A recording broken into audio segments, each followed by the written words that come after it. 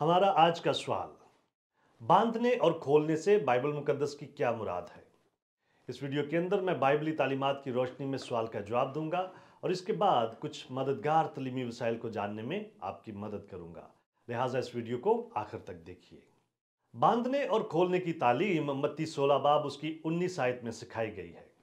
मैं आसमान की बादशाही की कुंजियां तुझे दूंगा और जो कुछ तू जमीन पर बांधेगा वो आसमान पर बंधेगा और जो कुछ तू जमीन पर खोलेगा वो आसमान पर खुलेगा। इस आयत में खुदा यीशु मसीह बराह रास्त पतरस रसूल और बिलवास्ता तौर पर दूसरे रसूलों से बात कर रहा है।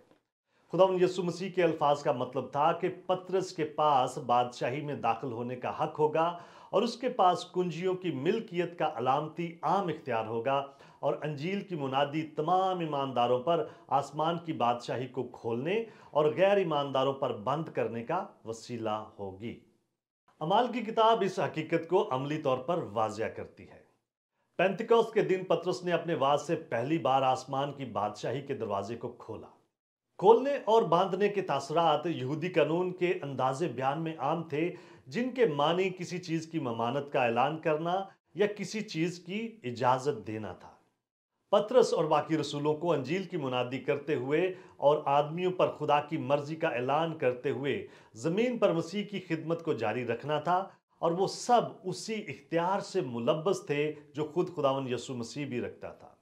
मत्ती 18 बाब उसकी 18 आयत में बांधने और खोलने का हवाला कलीसियाई नज्म ज़ब्त के सियाको सबाक में दिया गया है।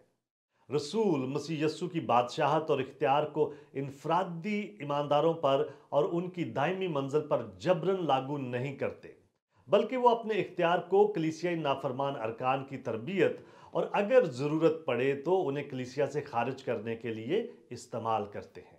इसका ये मतलब नहीं कि रसूलों को खुदा का जहन तब्दील करने का हक दिया गया है, जैसा कि वो ज़मीन पर जो कुछ भी फैसला करेंगे आसमान पर वो उसे दोहराया जाएगा, बल्कि उनकी हौसला अफजाई की गई है कि जैसे ही वो अपने रसूली फ़राइज़ में पेशकदमी करेंगे वो आसमान पर खुदा के मंसूबे की तकमील करेंगे।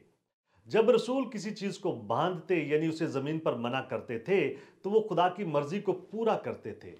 जब वो किसी चीज़ को खोलते या इस ज़मीन पर उसकी इजाज़त देते थे तब वो खुदा के मंसूबे की तकमील करते थे। मत्ती 16 बाब उसकी 19 आयत और 18 बाब उसकी 18 आयत दोनों हवाला जात में यूनानी मतन के जुमलों की साख्त मानी को वाजिया करती है। मैं आसमान की बादशाही की कुंजियां तुझे दूंगा और जो कुछ तू जमीन पर बांधेगा वो आसमान पर बंधेगा और जो कुछ तू जमीन पर खोलेगा वो आसमान पर खुलेगा।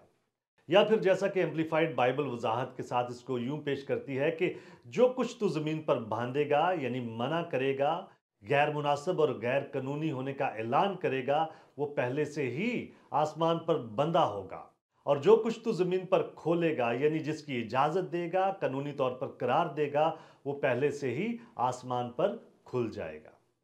खुदावंद यीशु मसीह ने सिखाया कि रसूलों की ज़मीन पर ख़ास खिदमत है, और जैसा कि नए अहदनामे के खतूत में दर्ज है कि उनके बाइख्तियार अल्फाज कलीसिया के लिए खुदा की मर्जी की अक्कासी करते हैं।